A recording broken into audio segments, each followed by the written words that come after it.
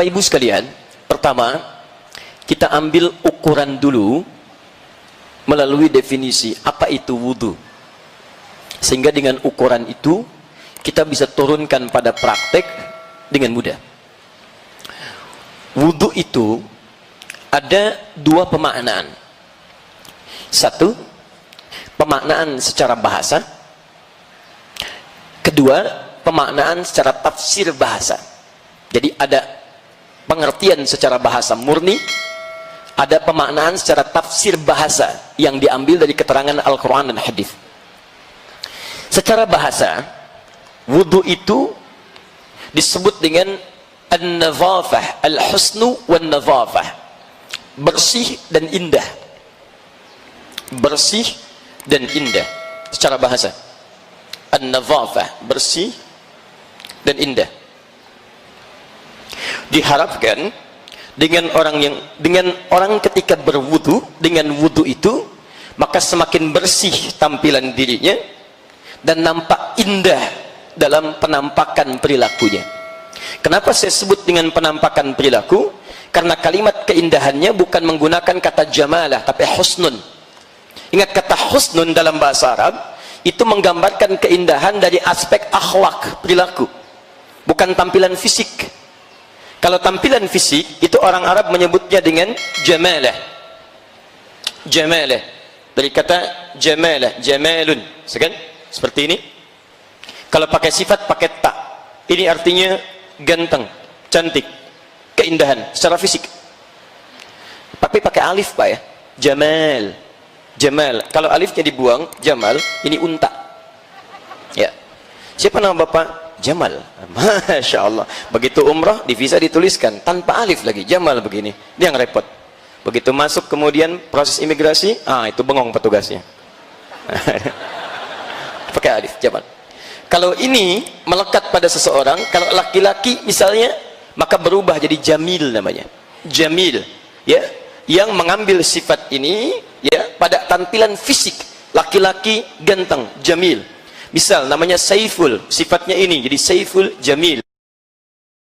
Tapi kalau yang tampak keindahan itu dari aura kebaikan, kelihatannya seperti biasa bagi kalangan sementara orang. Ukuran cantik dan gantengnya tidak terlampau tinggi, tapi akhlaknya mulia. Nah, itu dalam bahasa Arab disebutnya bukan jamil jamal lagi, tapi husnun. Husnun.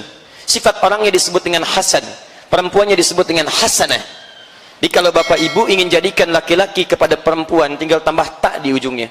Muslim tambah tak, perempuan muslimah. Mukmin perempuan mukminah. Shaim perempuan, kan? Itu. Nah, orang wudu itu, maaf ya, lihat baik-baik. Jadi sifat wudu itu dari segi bahasa sudah jelas. Bukan sekedar menghadirkan kebersihan dalam fisik. Mohon izin, maaf. Wajah dibersihkan, bersih luarnya, tapi apakah kebersihan wajah itu memancarkan akhlak yang mulia di wajah? Kalau antum bersih wajahnya tapi suram senyumnya, tidak ada akhlak kebaikan di wajahnya, ada yang salah dalam wudunya. Tangan dibasuh, bersih, tapi kebersihan tangan secara fisik tidak mencerminkan kebaikan perilakunya. Maaf, kotor juga, mengerjakan hal yang dilarang, ada yang salah dalam wudunya. Ini baru aspek bahasa. Karena itu dalam penafsiran bahasa ini oleh para ulama, kalimatnya dispesifikan.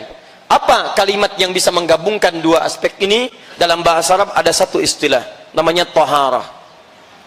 Taharah. Kalau sudah disebutkan taharah, maka keduanya menjadi satu. Kalau cuma nadhafah, itu bersih luarnya, bersih luarnya. Pernah dengar kalimat ini? An-nadhafatu minal iman. Kebersihan sebagian daripada iman. Itu hadis palsu, ya. Saking palsunya di kitab hadis palsu pun tidak ditemukan. Orangnya disebut dengan nadhif, ini nadhafah, ya.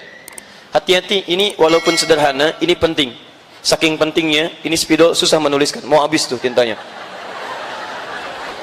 Jadi fokus teman-teman, lihat baik-baik. Ini memang agak banyak yang aneh sekarang, ya.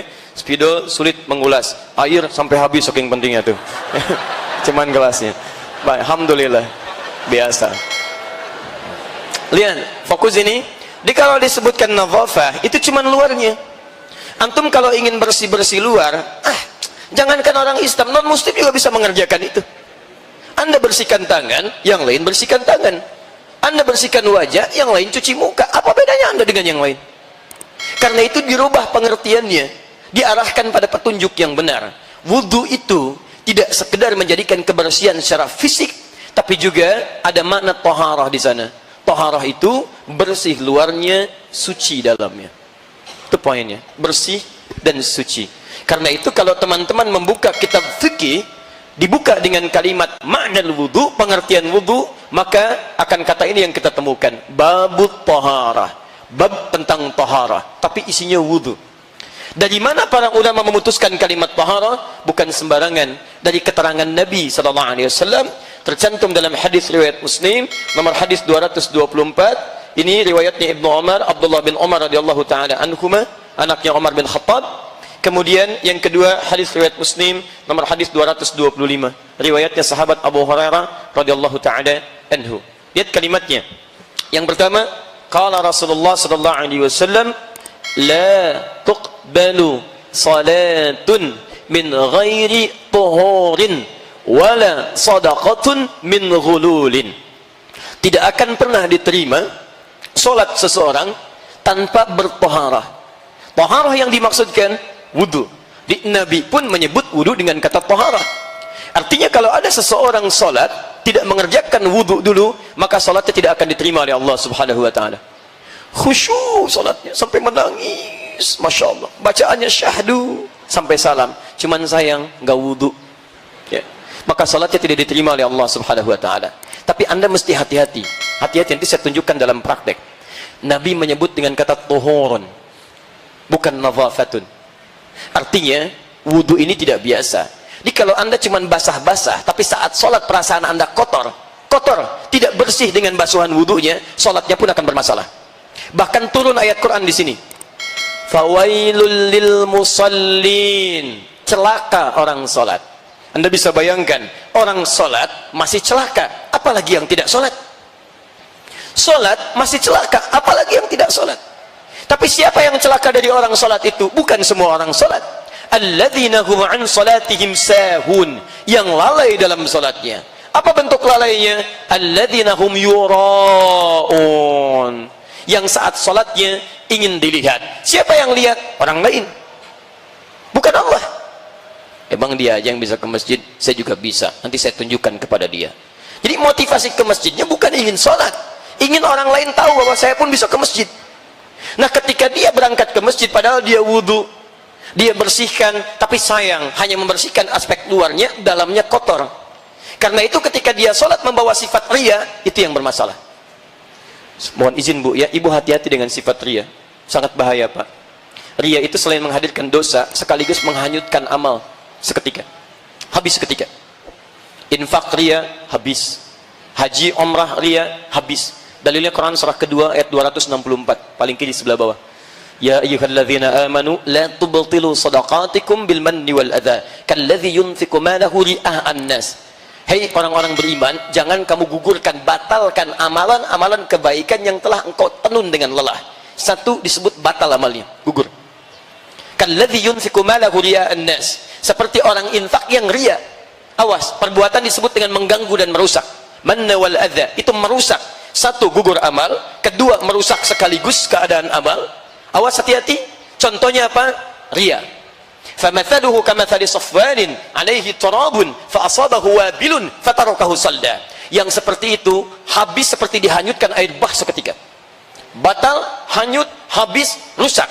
Wallahu la yahdil qaumil kafirin. Dan Allah tidak memberikan petunjuk kepada orang kafir. Diserupakan dengan perbuatan orang kafir. Ya, nggak ada nilainya. Dan lebih capek daripada orang kafir. Orang kafir tidak sholat, nggak ada nilainya. Antum sholat, nggak ada nilainya. Lebih capek kan? Makanya Allah beri petunjuk, lelah, capek. Ini musim-musim umrah nih, jangan sampai muncul riya. Sudah capek, keluar biaya, keluar tenaga, keluar waktu, nggak ada nilainya. Nggak ada nilainya. Hati-hati. Tidak salah kalau kita ingin ngundang, minta doa dan sebagainya. Tapi riya jauhkan. Dan ngundang bagus-bagus, Bapak Ibu sekalian. Insya Allah saya mau berangkat umrah. Mohon saya didoakan. Saya banyak salah, minta maaf. Ini umrah pertama kami dalam kehidupan. Mungkin juga yang pertama di komplek ini ya, Pak RW belum umroh, Pak RT belum umroh. Kami doakan Pak di Mekah supaya semua bisa umrah. Masya Allah, habis.